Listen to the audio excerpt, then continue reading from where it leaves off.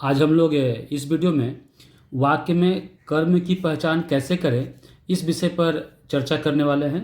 यह बहुत ही महत्वपूर्ण विषय है क्योंकि अक्सर परीक्षा में यह पूछा जाता है कि इस वाक्य में कर्म की पहचान करें, और ऐसे व्याकरण के विद्यार्थी होने के नाते हमें यह मालूम होना चाहिए कि वाक्य में कौन सा कर्म है और कौन सा नहीं है, क्योंकि कर्म के आधार पर ही कभी कभी लिंग निर्णय होता है क्रिया का।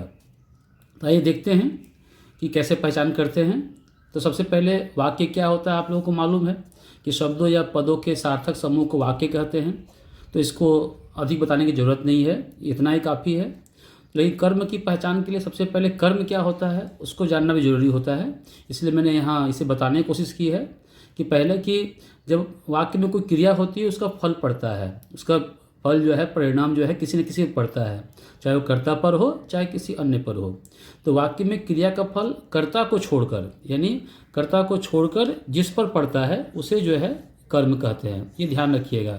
जैसे कहा जाए कि राम जो है मोहन दिन भर सोता है, यहाँ सोना क्रिया है, देखिएगा तो यहाँ पर जो है सोना क्रिया है, मोहन दिन भर सोता है या सोना क्रिया है। तो यहाँ सोने का जो फल पड़ रहा है यहाँ राम मोहन पर पड़ रहा है, और मोहन क्या है, मोहन है कर्ता, ठीक है। लेकिन कहा क्या जा रहा है कि कर्ता को छोड़कर जिस पर पड़ता है उसे कर्म कहते हैं। उदाहरण के लिए कि मोहन श्याम को मारता है। अब मोहन जो है कार्य कर रहा है मारने का, लेकिन उसका फल किस पर पड़ रहा है, फल पड़ रहा है श्याम पर। तो श्याम जो है यहाँ पर जो है वो कर्म है, ठीक है। दूसरा देख रहे हैं मोहन आम खाता है, यहाँ मोहन खाने की क्रिया कर रहा है, तो यहाँ पर क्या खाता है, तो वो आम खाता है, तो आम भी जो है यहाँ पर कर्म है। यानी ये बहुत ही आसान है कि अगर देखेंगे कि तो कैसे पहचान लेंगे कि इस कर्म क्या है क्या नहीं है।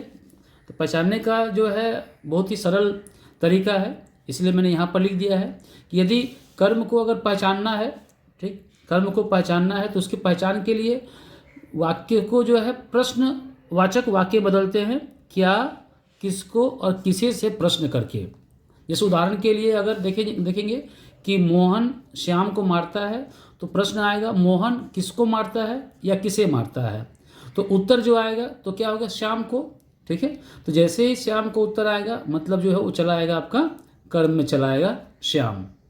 मोहन क्या खाता है, प्रश्न करेंगे इसे, तो मोहन आम खाता है, तो आम उत्तर आ रहा है, इसलिए यहाँ जो कर्म हो जाएगा वह हो जाएगा आम। तो इस तरह से कर्म की पहचान करना बहुत ही आसान है। बस इन 3 प्रश्नवाचक शब्दों से हम प्रश्न करेंगे और जो उत्तर मिलेगा वही जो है कर्म होगा। यानी क्या, किसको, किसी से प्रश्न करते हैं और प्रश्न का उत्तर जो मिलेगा वही कर्म होगा। लेकिन ये ध्यान दीजिएगा कि किसको चक्कर कभी कभी होता है क्या है कि ये सामान्य फार्मूला जो अपना लेते हैं हम कि किसको से प्रश्न करने पर जो उत्तर मिलेगा वही कर्म होगा, लेकिन हर जगह ऐसा नहीं होता है।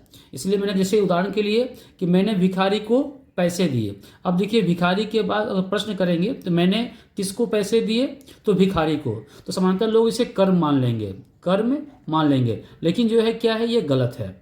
यहाँ कर्म नहीं है। शिक्षक ने विद्यार्थियों को पुस्तकें दी, ठीक है। यहाँ पर शिक्षक ने किसको पुस्तकें दी, तो किसको से प्रश्न करेंगे तो जो है आ जाएगा विद्यार्थियों को, लेकिन विद्यार्थी भी यहाँ पर कर्म नहीं है। पुस्तक यहाँ कर्म है, क्या दी, पुस्तक दी।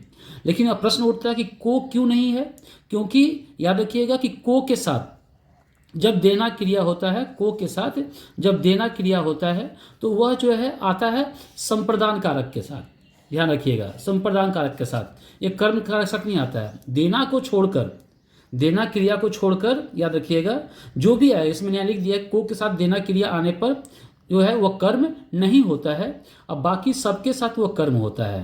तो संप्रदान क्या है, कि संप्रदान कारक क्या है कि जिसके लिए कुछ किया जाए या जिसको कुछ दिया जाए, या इसका बोध कराने वाले शब्द के रूप को संप्रदान कारक कहते हैं। उदाहरण के लिए जिसके लिए कुछ किया जाए, जैसे उदाहरण के लिए कि देश के लिए सैनिक देश के लिए लड़ते हैं। उदाहरण के लिए अगर हम लोग यहाँ लिख लें कि सैनिक देश के लिए लड़ते हैं। अब ये ध्यान रखिए ये लड़ते हैं। अब यहाँ पर प्रश्न आ जाएगा कि किसके लिए लड़ते हैं, तो देश के लिए लड़ते हैं। तो देश यहाँ पर क्या है, देश चला आएगा आपका संप्रदान कारक।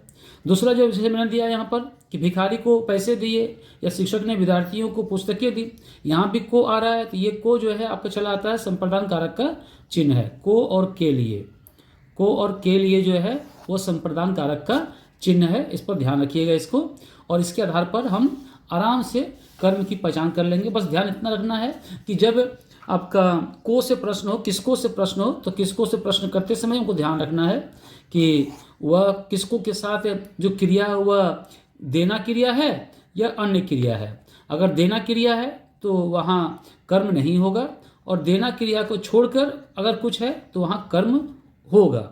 ठीक, तो इस तरह से हम आसानी से वाक्य में कर्म की पहचान कर सकते हैं। तो आशा करता हूँ कि इस वीडियो को देखने के बाद आपको कर्म को पहचानने में कोई दिक्कत नहीं होगी। आज इस वीडियो में इतना ही। धन्यवाद।